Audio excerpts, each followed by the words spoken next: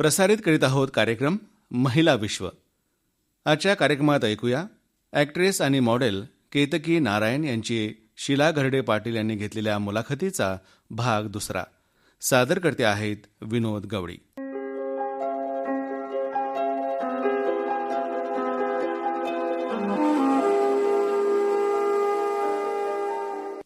तू माझा किनारा, राईट? तू माझा किनारा हे एक प्रेम कहाणी आहे. तर तू प्रेमाची व्याख्या कशी करशील? Interesting question.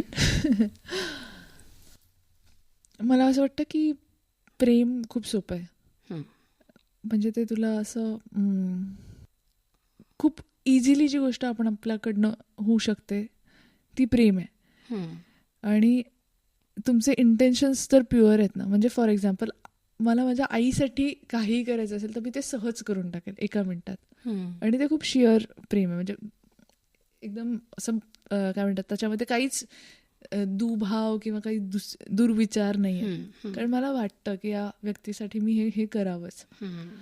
सो प्रेम हे एकदम सिम्पल गोष्ट आहे. प्लस ते देण्यामध्ये जास्त आहे. म्हणजे जर तुम्ही ते म्हणजे ते तुमच्याकडे येणारच आपोआप. जर तुम्ही ते खूप प्रेमाने कुठली गोष्ट केली आणि कोणाहीसाठी, म्हणजे it doesn't have to be काय म्हणतात लव्ह, काय म्हणतात त्याला, एका मुलाविषयीचं प्रेम किंवा फक्त आईबाबांविषयी. इन जनरल म्हणजे आता आपण दोघीजणी भेटलोय आणि प्रेमाने भेटलोय, मला काहीतरी छान आवडलंय, मी तुला काहीतरी सांगते, तू मला काहीतरी देवाणघेवाण करतोय. प्रेम, दिस इज ऑल पार्ट ऑफ प्रेम. म्हणजे दिस इज काय म्हणतात, खूप सिम्पल ज्या गोष्टी असतात ना त्या प्रेमातून येतात असं मला वाटतं. So that is it for me. पण त्याला असं काही ग्लॉरिफाय नाही करायचं की हा मला फुलं आणून दिली तर ते प्रेम आहे किंवा काहीतरी मटेरियल. हा नाही, ते तुमच्या छोट्या छोट्या ऍक्टिव्हिटीज मधनं, छोट्या छोट्या जेस्चर्सवरनं ते कळतं की या व्यक्तीचं आपल्यावर प्रेम आहे. नाहीतर उगाच आजची तरुण पिढी जी आहे ती फार घाई करते, आय लव्ह यू म्हणण्यातच प्रेम समजते. तर असं काही नाही. ते त्याच्यावर आता बिलकुल विश्वास नाही. आय लव्ह यू गर्ल्समध्ये तू ते दाखवलेलंच आहे की व्यक्ती कसं आपल्याला धोका देऊ शकते आणि आपण कसं धोक्यात राहतो. I know. आणि खरंच म्हणजे आत्ताची माझी पिढी जी आहे ती, म्हणजे आधी तर म्हणजे मी जेव्हा शाळेमध्ये होते तेव्हा मी मुलांशी बोलायचो पण नाही. असं म्हणजे खूप कमी काळ होता. तो काळ, एक काळ असा पण होता की मुलांशी बोलायचं नाही आणि कोणी येऊन प्रपोज वगैरे केलं, असं काहीतरी फूल वगैरे देऊन गेलं की फुल आणखीन 4 मुली जाऊन त्याला झापून यायच्या वगैरे असं व्हायचं. पण आता तसं नाही राहिलंय. आता इतके डेटिंग ॲप्स आणि इंस्टाग्रामवर सगळीकडे इतकं सोशल होण्याचे चान्सेस आहेत आणि अपॉर्च्युनिटीज आहेत. त्यामुळे लोकांना ऑप्शन्स खूप आहेत की ही नाही तर ती नाही तर हा. सो खूप जास्त कन्फ्युज्ड.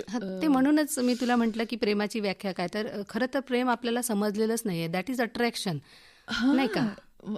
एक्झॅक्टली. आणि जोपर्यंत तुम्ही त्या माणसाला भेटणार नाही तर तो काय वाचतो, तो काय बघतो, त्याचे काय विचार आहेत, हे जोपर्यंत तुम्हाला कळणार नाही. आणि मला तर असं वाटतं की सरळ लोकांना जज करायचं. आधी मी अजिबात जज करत नव्हते. मला असं वाटायचं की ही व्यक्ती त्याचं पूर्ण आयुष्य असं गेलं असेल, तसं गेलं असेल, कशाला जज करायचं बुवा वगैरे. पण आता मी तसं नाही करत. आता मी जज करते लोकांना की ठीक आहे, म्हणजे आणि हे करणं गरजेचं आहे की तुम्ही ऑब्झर्व करताय, तुम्हाला या गोष्टी आणि दिसतायत या व्यक्तीबद्दल आणि त्या तुमच्या अलाइनमेंटमध्ये नाही आहेत. तुम्ही जसं स्वतःची लाईफ बघताय की मला एकदम सिम्पल, एकदम मला खूप काम करायचं आहे, कोणीतरी छान काम करणारा मुलगा जो स्वतःच्या कामाविषयी पण पॅशनेट आहे आणि कमिटेड आहे बस, आणि काइंड, एक चांगला माणूस, काइंड माणूस, असं कोणीतरी हवंय. असं तू माझा किनारा याच्यामध्ये तू काम केलंयस तर त्याची काय थीम आहे? कारण मी तुला थीम आणि स्टोरी यासाठी विचारते कारण जसं एखादं पुस्तक सगळेच वाचू शकत नाही तसं एखादा चित्रपट सगळे बघू शकत नाही. म्हणून तू माझा किनारा याच्याविषयी थोडंसं सांग. तू माझा किनारा ॲक्च्युली एका फॅमिलीची स्टोरी आहे आणि त्याच्यामध्ये काहीतरी होतं त्या फॅमिलीमध्ये, एकदम हॅपी फॅमिली आहे, नवरा बायको आणि मुलगी. आणि आजकाल खूप न्यूक्लिअर फॅमिलीज म्हणजे छोट्या कॉम्पॅक्ट फॅमिलीजचा ट्रेंड आलाय ना, की हां आपण फक्त नवरा बायको आणि मुलगी एका ठिकाणी राहू, आईवडिलांपासून दूर राहू, किंवा आपण जनरली घरापासून दूर जातोय आणि असे छोट्या फॅमिलीजला प्रेफर करतोय. सो हे तिघांचं कुटुंब आहे आणि त्याच्यामध्ये काहीतरी अपघात होतो आणि त्याच्यामध्ये माझं जे कॅरेक्टर आहे तर तिची डेथ होते. आणि मग हे जे हा जो नवरा आहे तिचा आणि मुलगी, तर ते दोघं कसं सर्व्हाइव्ह करतात तिच्याशिवाय. आणि मग त्यांना कळतं की जेव्हा ती होती तेव्हा आपल्याला लक्षात नाही आलं की किती आपलं आयुष्य किती सोपं होतं, किती महत्वाची होती आणि किती प्रेम करायची. आणि त्याच्यामुळे त्यांना हे पण जाणवतं की अरे जेव्हा आपण फॅमिलीपासून दूर राहतो तर त्याला एकट्याला ते सगळं सांभाळणं खूप कठीण जातं. तर त्याला असं वाटतं की आपण जर आजी आजोबांसोबत राहत असतो तर माझ्या मुलीला पण एक काय म्हणतात त्याला सहारा झाला असता, एक सपोर्ट झाला असता की ठीक आहे या अपघाताला एक्सेप्ट करण्याचा. पण ते दोघं पण एकटेच राहत आहेत, मेट्रो सिटीमध्ये राहत आहेत, घरच्यांपासून दूर राहत आहेत. पण मग जे माझं कॅरेक्टर आहे नंदिनी, तिचे फ्लॅशबॅक्स येत राहतात की ती कशी होती, का आणि कसं त्यांचं आयुष्य, आणि मग तिच्या आठवणीमध्ये ते जगायला खरं तर याच्यामधून हे लक्षात येतं की घरासाठी स्त्री किती महत्वाची असते. हो, जोपर्यंत ती आहे तोपर्यंत तुम्ही तिचं महत्व जाणा, ती गेल्यानंतर मग तुम्हाला कळतं किती किती महत्वाची होती, हे ना. ती असेपर्यंत आपण तिला गृहीत धरत असतो. तर एकूणच तू स्त्री प्रधान भूमिका करतेस असं माझ्या लक्षात येतंय. जसं मॅगी आहे, समायरा आहे, नाही का. समायरा ही देखील सेल्फ डिस्कव्हरीसाठीच गेलेली असते. करेक्ट. आणि ती पण खूप म्हणजे मला I am very lucky actually की मला असे कॅरेक्टर्स मिळतात ज्याच्यामध्ये मी फक्त कोणाची तरी बायकोचे गर्लफ्रेंडचे गाणे म्हणते असं नसून पण मला काहीतरी से आहे त्या फिल्ममध्ये आणि मी काहीतरी about our life, about women's life असं काहीतरी बोलू शकते त्या फिल्म्समधनं. आणि समायरा तर म्हणजे समायरा आम्ही पंढरपूरच्या वारीमध्ये शूट केली आणि ती त्या मुलीची समायराची स्टोरी होती. जेव्हा आम्ही शूट करत होतो ती पण आम्ही अशी खूप कमी बजेटमध्ये लवकरात लवकर शूट करायची, तर 15 दिवसामध्ये वगैरे शूट केली होती, 13 ते 15 दिवसात. आणि वारीमध्ये तर चालत जाऊन लिटरली दिंडींसोबत आम्ही वॉक करत करत ती शूट केलेली आहे, without makeup, without hair, normal जशी मी आहे तशी. सो तो करण्याचा पण एक्सपिरियन्स वेगळा होता, कारण सगळे वारकरी तुमच्यासोबत होते आणि ते पण विठ्ठलाकडे जात आहेत, पण त्यांनी पण विठ्ठल खरा असा बघितलाच नाही आहे. म्हणजे काय म्हणतात त्याला, ते फक्त एक आस्था आहे आणि एक प्रेम आहे विठ्ठलाविषयीचं की तो भेटणारच आहे ॲट द एंड मला वारीच्या. जसं लोक वारीमध्ये जातात विठ्ठलाला भेटण्यासाठी, तशी तू पण तुझ्या कुटुंबाला भेटण्यासाठी. मी माझ्या आईच्या शोधामध्ये जाते आणि खूपच छान. म्हणजे जी फिल्म मुलीविषयीची ती फिल्म आहे, पण ती लिहिली सुमन तांबे, त्यांनी ती लिहिली आहे आणि डिरेक्ट पण एका मेल डिरेक्टरने केली आहे, ऋषी देशपांडे. सो पण तो विषय 2 पुरुषांनी एवढा चांगला हाताळला म्हणजे लिहिण्यामध्ये किंवा डिरेक्ट करण्यामध्ये पण. तर मला असं वाटतं की अशा फिल्म्स खूप कमी बनतात मराठीमध्ये आणि अशा फिल्म्स अजून यायला पाहिजे ज्या खूपच रिलेटेबल आहेत. म्हणजे तू जेव्हा बघशील ती फिल्म तेव्हा तुला असं होईल की हां यार, म्हणजे लोकांचे फक्त एवढेच प्रॉब्लेम नसतात गर्लफ्रेंड बॉयफ्रेंडवाले, त्यांना खूप जास्त वेगळे प्रॉब्लेम्स पण असू शकतात. आणि शूट पण तशी डॉक्युमेंटरीसारखी ती केली आहे, तर ते पण एक्सपेरिमेंटलच होतं मराठी सिनेमासाठी. आणि त्यामुळेच आय थिंक इतक्या लेट ती रिलीज झाली, पण तिला स्टेट अवॉर्ड मिळाले 4. 2025ला तुला एक ती मल्याळम फिल्म होती. तिचं नाव होतं प्रापेडा. तर त्या फिल्मसाठी मला ढाका फिल्म फेस्टिवलमध्ये बेस्ट ॲक्ट्रेस अवॉर्ड मिळाला आणि ती इंटरनॅशनल कॉम्पिटिशनमध्ये होती फिल्म.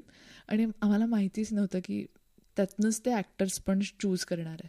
सो तिथे बऱ्याच फिल्म्स होत्या, म्हणजे जर्मन फिल्म्स होत्या, थायलंडच्या कोरियन फिल्म्स होत्या, जॅपनीज फिल्म्स होत्या, अशा बऱ्याच फ्रेंच, स्पॅनिश, हे आम्हाला माहीतच नव्हतं की त्यातनं ते ॲक्टर पण चूज करणार आहे, कारण आम्ही ॲक्टरसाठी फॉर्म भरलाच नव्हता, आम्ही फक्त फिल्मसाठी फॉर्म भरला होता. पण आम्हाला पण ते सरप्राईज होतं की आय गॉट दॅट अवॉर्ड. आणि तुझ्यासाठी तर ती फार मोठी उपलब्धी आहे. खूप खूप मोठी. आणि म्हणजे मला असं झालं की हां, केली फिल्म आपण, आणि मी विसरून जाते की मी हे केलंय म्हणजे झाल्यानंतर. पण अचानक असं कुठेतरी रिकग्निशन मिळालं, एक्नॉलेजमेंट मिळाली की असं वाटतं की हां यार, आपण चांगलं काम करतोय आणि चांगल्या लोकांसोबत करतोय, आणि कुठे ना कुठे ते लगेच नाही होणार, पण कधी ना कधी ते दिसणार, त्याचं फळ मिळणार. इव्हन माझ्या डिरेक्टरला आम्ही म्हणजे फर्स्ट कोविडच्या वेळेस शूट केली होती. आमचा ऑलमोस्ट 15 लोकांचा क्रू होता, फक्त 15 लोक फीचर फिल्म करतायत, ती पण अशी डिस्टोपियन वर्ल्ड मधली वगैरे. तर तेव्हा तो म्हणाला होता की केतकी जाऊ दे, आता तू काही येऊ नकोस केरळला, कारण क्वारंटाईन करायला लागेल तुला 14 दिवस. तर तुला आवडेल का, म्हणजे 14 दिवस तुझे एनिवे जाणार आहेत आणि 14 दिवस आपण शूट करणार आहे. तर म्हटलं मी येते, मला काही फरक नाही पडत, मी येते, आपण करूया हे शूट. आणि मग ती आम्ही शूट केली आणि माझ्या डिरेक्टरला स्टेट अवॉर्ड मिळालं. तू मराठी चित्रपटांमध्ये काम केलंस, हिंदीमध्ये करते, इंग्लिशमध्ये करते. तर साऊथच्या चित्रपटांमध्ये काम करण्यासाठी त्या भाषेच्या संदर्भाने तू काय करते मग? कारण कसं आहे, कुठल्याही भाषेची जाण असणं आपल्याला खूप गरजेचं असतं, कारण ती भाषा अभिनयामध्ये येते. तर त्याच्यासाठी काय करते तू? मला ॲक्च्युली पहिल्यांदा जेव्हा पहिली फिल्म केली होती वीरम नावाची, तेव्हा मला जरा भीती वाटत होती की मला तर मल्याळम येत पण नाही, मी आजपर्यंत एक पण मल्याळम फिल्म बघितली नाही. आणि तेव्हा मी जस्ट जॉब सोडला होता, तर माझी पहिली मराठी फिल्म झाली होती, तेव्हाच ही फिल्म पण आली होती मला. सो मला असं झालं की आता तिथे जाऊन ते मला म्हणजे काहीतरी ओरडतील, कारण मी लहान होते ना एकदम. म्हणजे 2014 मध्ये मी सुरू केलं म्हणजे प्रोफेशनली ॲक्टिंग करणं. सो तेव्हा मला भीती पण वाटली होती. पण the moment I reached in Kerala, so ज्या मुलींनी माझं कास्टिंग केलं होतं, तर एक तर आपल्याला ते पण नोशन्स असतात ना की साऊथ इंडियन फिल्म्स मग ते लोक तसं वागतात वगैरे, आणि काहीतरी तुझ्यासोबत वाईट होऊ शकतं, कॉम्प्रोमाइज करायला लावतात वगैरे वगैरे, असं ऑलरेडी आपण इतकं ऐकलेलं असतं इकडून तिकडून.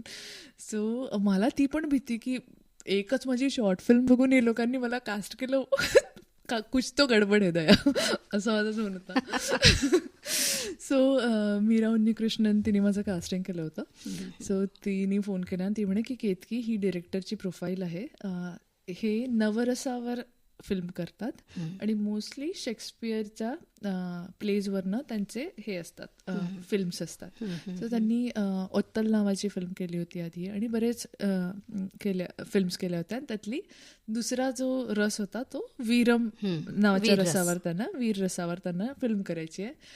ते नॅशनल अवॉर्ड विनिंग डिरेक्टर आहे, काही टेन्शन घेऊ नको, काही झालं तर मी आहे, तिथे पोहोचून मला फोन कर. सकाळी मला हा कॉल आला, संध्याकाळी त्यांनी माझं तिकीट बुक केलं, मी कशी बशी माझी बॅग पॅक केली आणि गेले, कारण दुसऱ्या दिवशी मला शूट करायचं होतं.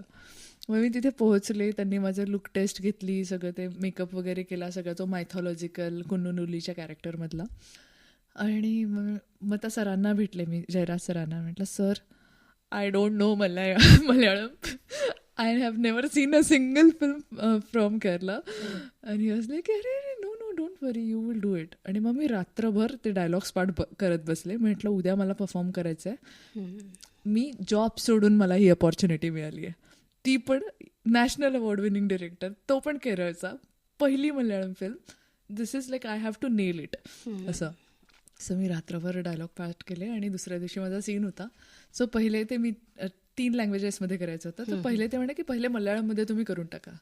सो मग पहिले मल्याळममध्ये मी केलं आणि माझे डायलॉग्स एकदम परफेक्ट होते, प्रोनाऊन्सिएशन एकदम करेक्ट होतं. सो माझा सीन संपल्याबरोबर आमचे डिरेक्टर ही स्टार्टेड क्लॅपिंग. आणि मला असं झालं की मे बी कुणासाठी तरी करत असतील क्लॅप, मला काय म्हणजे माझं काही असं माहीतच नव्हतं मला. आणि मग ते आले आणि माईक घेऊन म्हणतात की this is her first Malayalam film, आणि तिने तिचे डायलॉग्स एकदम करेक्ट बोलली, प्रोनाऊन्सिएशन करेक्ट बोलली, आणि welcome to Malayalam industry Ketaki. आणि मला असं ड्रीम, म्हणजे हे मी विचार पण नव्हता केला कधी की असं पण होऊ शकतं. पण त्यांनी मला खूप कॉन्फिडन्स झाला. आणि त्या फिल्ममुळे मला त्या फिल्मनंतर दुसरी एक फिल्म मिळाली, तिसरी एक फिल्म मिळाली. सो अशा आम्ही आता ऑलमोस्ट 7 मल्याळम फिल्म केल्या. आणि मग त्याच्यानंतर तेलुगू फिल्म मिळाली. ती पण एक महत्त्वाची फिल्म होती, कारण ती आंध्राचे जे CM होते त्यांचा बायोपिक होता. बरं. So I was playing his wife's character Bharati garu. So ते रिअल लाईफ कॅरेक्टर होतं, जे मी आधी कधीच असं परफॉर्म नव्हतं केलं. सो ते पण चॅलेंजिंग होतं. पण तिथे पण आता असं होतं की मी कधी कधी एअरपोर्टवर गेले तर लोकांना वाटतं की मी खरंच भारती गारू आहे. सो माझे पाया वगैरे पडतात लोकांना, म्हणते की हां ठीक आहे. तू इतक्या तरुण वयामध्ये स्त्रीप्रधान भूमिका केल्यास, तर भविष्यामध्ये कुठल्या प्रकारच्या भूमिका करायला तुला जास्त आवडेल? आता खूप सायफायचा हे येतोय, ट्रेंड येतोय. तर मला एक भयंकर सायफाय फिल्म करायला आवडेल, ज्याच्यामध्ये मी रोबोट वगैरे असं काहीतरी असेल आणि काहीतरी खूप भयंकर स्टंट्स वगैरे करते असं. सो असं काहीतरी मला करायला आवडेल. पण ॲट द सेम टाइम मला ना आता अजिबात रडक्या भूमिका नाही करायच्यात. मला कंटाळा आलाय, कारण कदाचित माझा फेस असा आहे की असं खूप इंटेन्स आणि खूप असे काय म्हणतात त्याला, काहीतरी स्त्री प्रधान आणि एकदम काहीतरी आता ही येऊन शिकवण्यात जाणार जगाला वगैरे अशा मला फिल्म्स येतात. अच्छा. आणि असे रोल्स येतात आणि आय एम व्हेरी थँकफुल, म्हणजे I am very thankful to God की हे होतच आहे. पण ॲट द सेम टाइम जे मी नाही केलं आहे आत्तापर्यंत, फॉर एक्झाम्पल की सायफाय काहीतरी असं रोबोटिक कॅरेक्टर किंवा टेक्निकली खूप अशी स्ट्रॉंग मुलगी की ती काहीतरी हॅकिंगच करते किंवा असा काहीतरी कॅरेक्टर, किंवा अत्यंत म्हणजे भयंकर कॉमेडी कॅरेक्टर. अच्छा. की जे म्हणजे ज्याला बघूनच तुम्हाला हसू येईल. म्हणजे काळाला अनुसरून अशा भूमिका तुला करायच्या आहेत. आता टेक्नॉलॉजीचा जो जमाना आहे एक तर ते मला करायचंच आहे, म्हणजे I would love to be a part of that team. पण समथिंग विच इज म्हणजे जसं क्वीन मधली कंगना रनौत, तर तिचं कॅरेक्टर ते असं म्हणजे ते दुःखी पण आहे, पण त्याच्याकडे बघून हसू पण येतं आणि आपण रिलेट पण करतो की हां ओके आम्हाला कळतंय तुला काय होत आहे. सो तशा टाईपचं काहीतरी की ज्यांनी ॲटलिस्ट लोक हसतील आणि त्यांना मजा येईल. अच्छा, म्हणजे लोकांच्या ओठांवर हसू फुलवायचं आहे तुला. एक्झॅक्टली. मला बघून बरेच लोक रडली आहेत. आणि ह्या क्षेत्रामध्ये खूप स्पर्धा आहे, प्रत्येक दिवशी नवा चेहरा येतो. हो. तर तू त्या सगळ्या परिस्थितीमध्ये स्वतःला स्टेबल ठेवण्यासाठी काय करतेस? स्वतःला फिजिकली अँड मेंटली कसं प्रिपेअर ठेवतेस, किंवा त्याची काळजी घेण्यासाठी तू काय करतेस, लाईक योगा एक्सेट्रा? सो खरंच म्हणजे तू एकदम बरोबर बोलली. इतके लोक आहेत आणि इतके टॅलेंटेड लोक आहेत ना, म्हणजे आजूबाजूला, लहान असो माझ्यापेक्षा की मोठे असो, म्हणजे खूप शिकण्यासारखं आहे त्या सगळ्यांकडनंच. आणि असं कधी कधी तू काहीतरी ॲड बघते आणि तुम्हाला असं वाटतं की अरे यार या मुलीने केवढं भारी केलं यार. तुम्हाला हेही वाटतं की हां मी त्या मुलीच्या जागी असायला पाहिजे होते, कारण मी पण ऑडिशन दिली आहे, पण तिने पण केवढं भारी केलं आहे. सो मी ना हे कधीच माझं असं जलसी मोडमध्ये नाही जात जनरली. मे बी मी तशी डिझाईनच तशी झाले किंवा स्वतःच्या माइंडला पण तसं ट्रेन करते.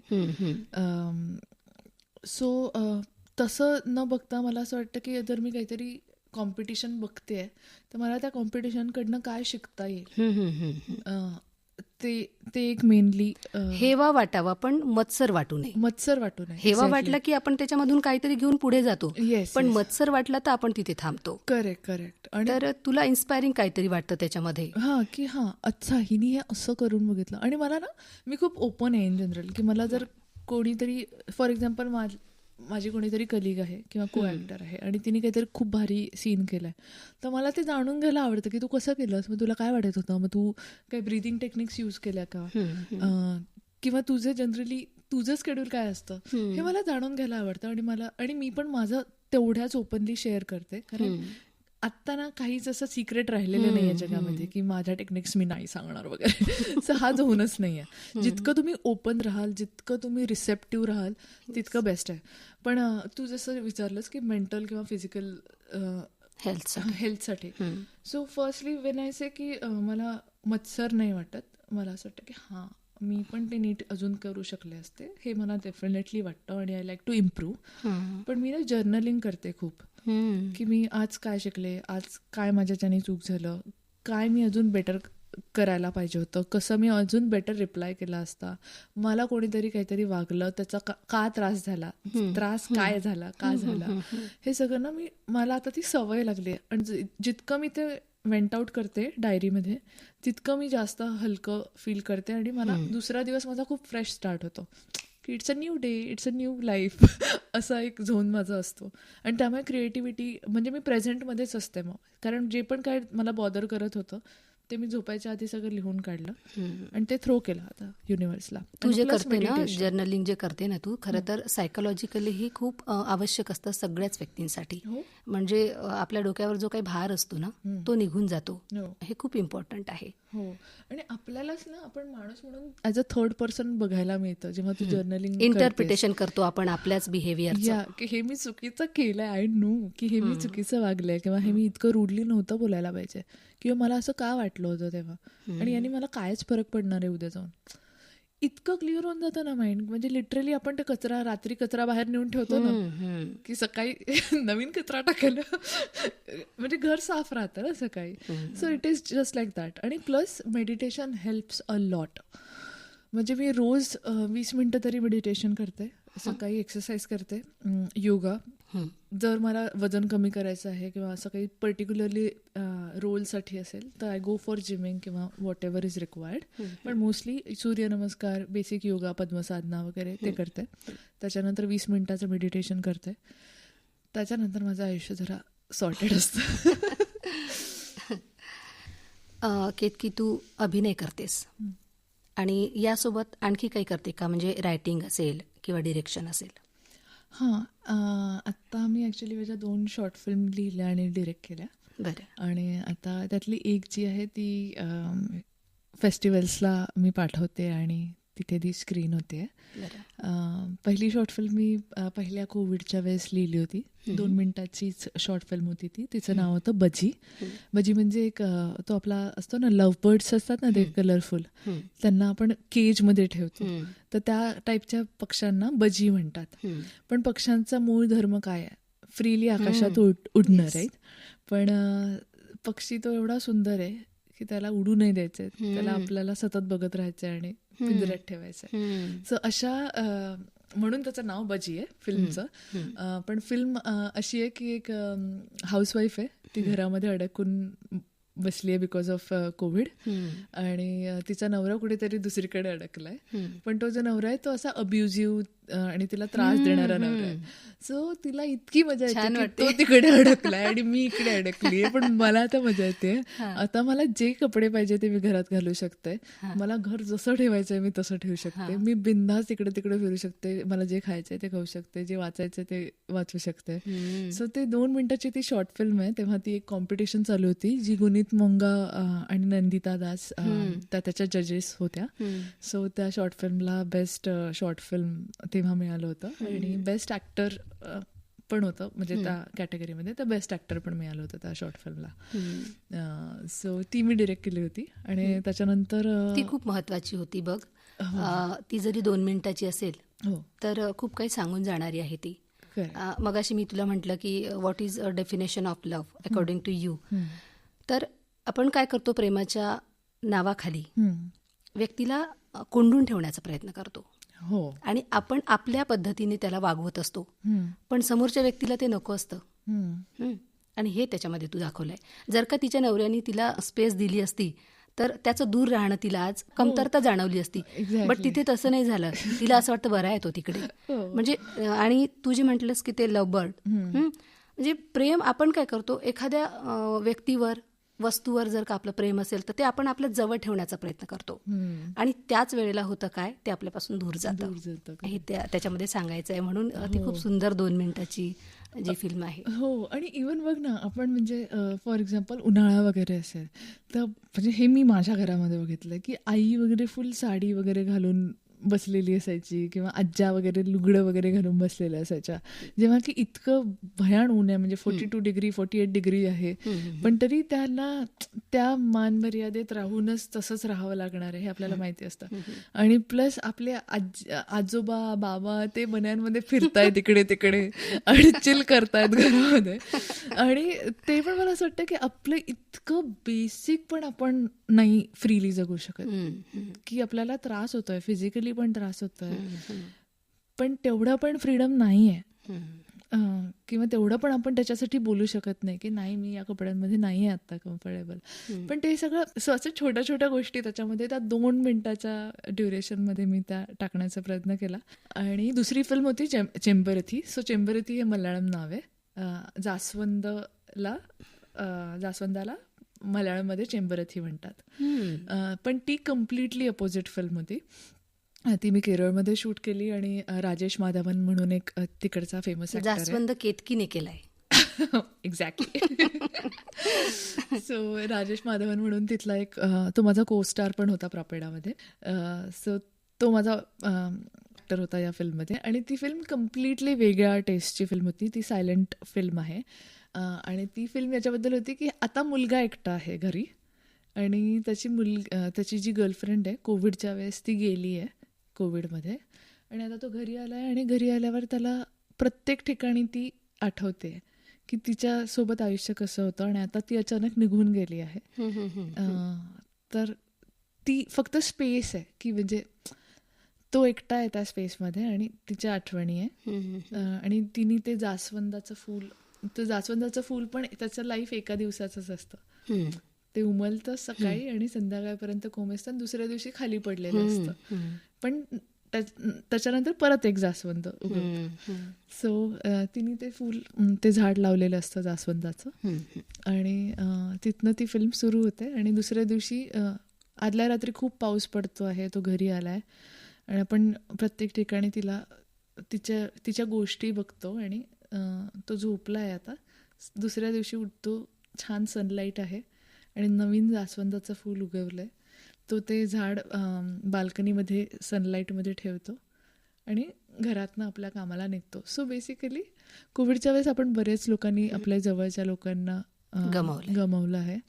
पण आपण तरी त्याच्याने आपलं आयुष्य नाही थांबत. आणि आपल्याला कितीही काही झालं, कितीही वाईट वाटलं तरी आपण त्यांच्या आठवणींसोबत जगायला शिकून जातो. केतकी मला सांग, चंदेरी दुनिया ही नेहमीच सर्वसामान्य माणसाला भुरळ घालणारी असते. तर ती खरंच एवढी चंदेरी किंवा आनंददायी असते का, की त्याच्या पाठीमागे ही काही डार्क स्पॉट आहेत किंवा संघर्ष आहे, दुःख आहे?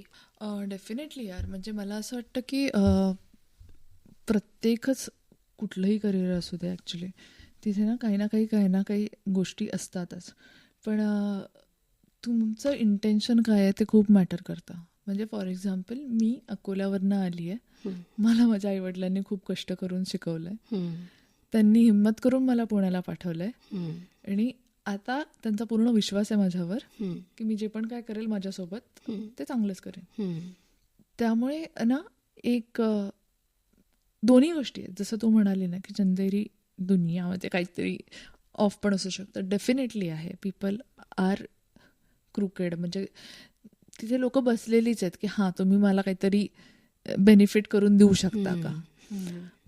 पण तुम्ही कसं तुम्हाला स्वतःला पोर्ट्रे करता ऑन अ फर्स्ट प्लेस.